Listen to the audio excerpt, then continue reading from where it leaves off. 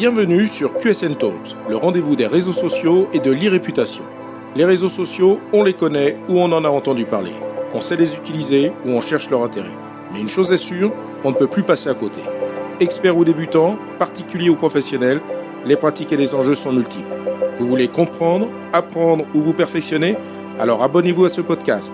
Je suis Frédéric Foscani, spécialiste des réseaux sociaux et de l'e-réputation, consultant, formateur et conférencier. Je vous propose ici des astuces, des news, des analyses, des conseils et les dernières tendances.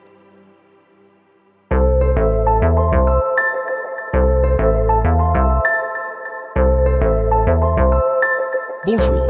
S'il est une question que l'on me pose régulièrement, c'est bien celle-ci. À quel moment faut-il publier sur les réseaux sociaux ? Il est vrai que l'on trouve souvent des publications ou des infographies prétendant pouvoir indiquer avec certitude à quel moment il convient de publier sur chaque réseau social. Ne perdez pas votre temps avec ces contenus. Ces soi-disant études sont trop génériques et ne peuvent en aucune façon apporter d'informations utiles à chacun. Indiquer par exemple qu'il ne faut pas publier entre 1h et 4h du matin ne nous apporte pas de réelle valeur ajoutée. De plus, ces recommandations ne tiennent pas compte des spécificités de chaque activité et de leur audience. Ce qui est valable pour l'un ne le sera pas forcément pour d'autres. C'est pourquoi, au risque de décevoir, la réponse que je fais à cette question est toujours la même, je ne sais pas. Mais si je ne peux pas répondre à la volée à cette question, c'est simplement que je me refuse à apporter des réponses type génériques et non personnalisées. Car pour y répondre, il faut justement avoir à sa disposition un certain nombre d'éléments. Pour répondre à cette question, voici donc l'approche que je recommande et que chacun peut utiliser pour identifier ce qui lui correspond le mieux. Tout d'abord, revenons aux bases, c'est-à-dire à l'analyse de votre activité social media et aux indicateurs, les fameux KPI, Key Performance Indicators. Pour chaque réseau social que vous utilisez, il faudra analyser des indicateurs similaires. Tout d'abord, votre fréquence de publication. Cette fréquence est-elle régulière ou erratique ? Important ou faible? Pouvez-vous par exemple identifier dans vos analyses un impact sur votre visibilité et les interactions générées en fonction de votre propre activité? Être actif quotidiennement ou plusieurs fois par semaine ou seulement quelques fois dans le mois n'aura indéniablement pas le même impact. N'oubliez pas que les algorithmes qui gèrent la visibilité naturelle des posts sur les plateformes tiennent compte de la fréquence de publication. Donc, avant de se préoccuper du meilleur créneau horaire pour publier, sommes-nous certains d'avoir une fréquence de publication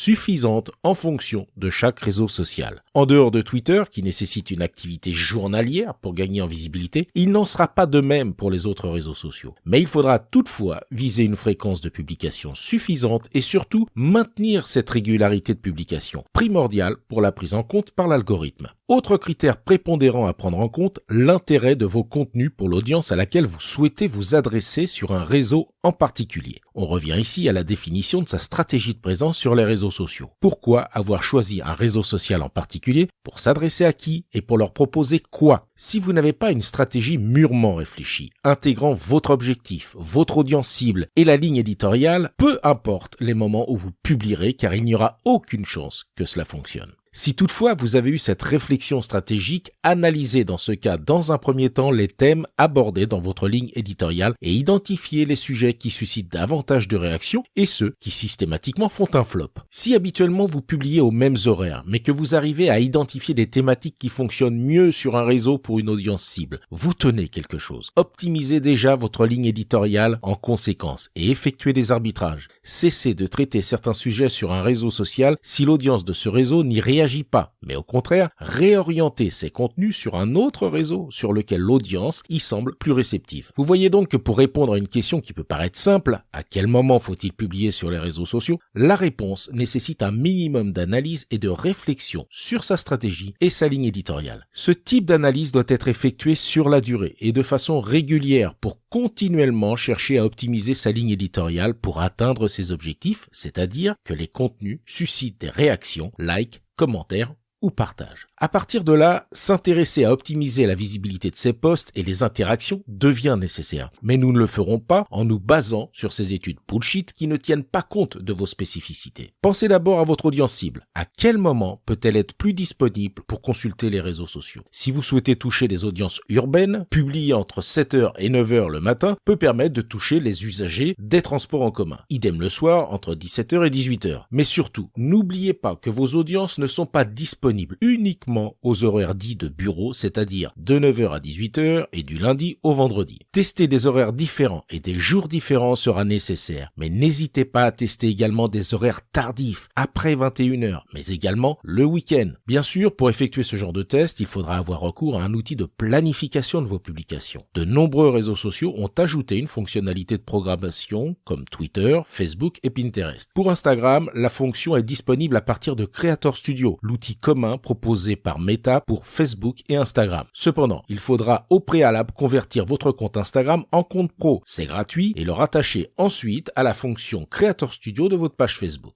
À ce jour, LinkedIn ne propose pas la programmation. Pour programmer sur un profil ou une page LinkedIn, il faut avoir recours à un outil tiers de programmation qui permet de programmer sur tous les réseaux sociaux. Il en existe de nombreux. Des outils de community management comme Hootsuite qui permet gratuitement de programmer sur 2 réseaux sociaux. La plateforme sera payante au-delà de 2 réseaux sociaux. Si vous utilisez la version pro de Canva, vous aurez également accès désormais à un planificateur de vos posts sur les réseaux sociaux. La plupart de ces outils proposent des horaires de publication sur la base de l'historique de réaction de votre audience. Cela peut être utile, mais faites aussi vos propres tests. Professionnaliser son organisation est donc indispensable. Définir sa stratégie de présence social media, en déduire une ligne éditoriale adaptée à chaque réseau et audience cible, et bien sûr, mettre en place un calendrier éditorial pour anticiper ses publications et faciliter la publication avec la programmation. La planification de votre contenu social avec un calendrier éditorial vous permet d'équilibrer le contenu de chaque thématique, d'optimiser votre temps pour éviter le risque de se précipiter pour publier à la dernière minute des contenus qui, du coup, pourraient ne plus être cohérents avec la ligne éditoriale définie. Le calendrier éditorial vous donnera la visibilité globale des sujets abordés pour une meilleure harmonisation de votre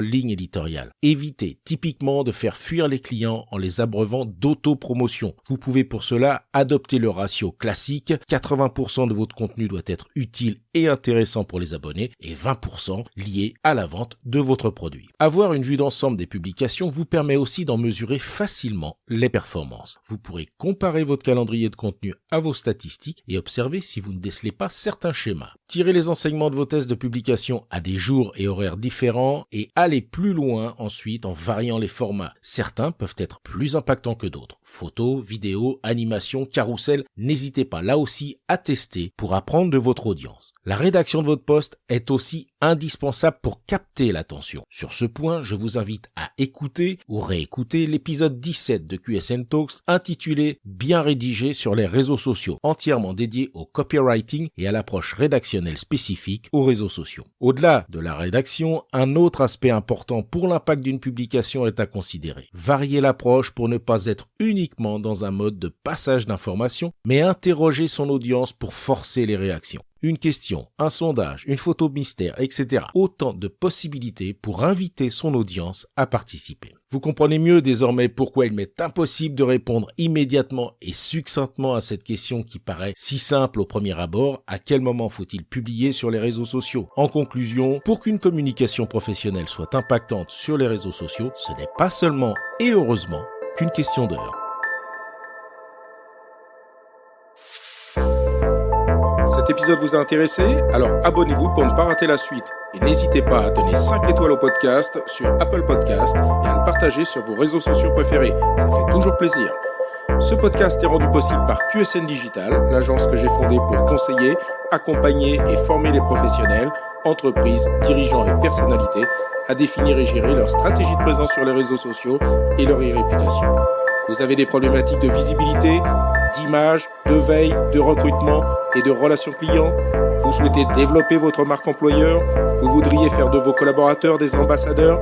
Contactez donc QSN Digital pour demander votre coach social media. Je me ferai un plaisir d'échanger avec vous. Pour me trouver, rien de plus simple, demandez à Google ou à vos réseaux sociaux. À bientôt.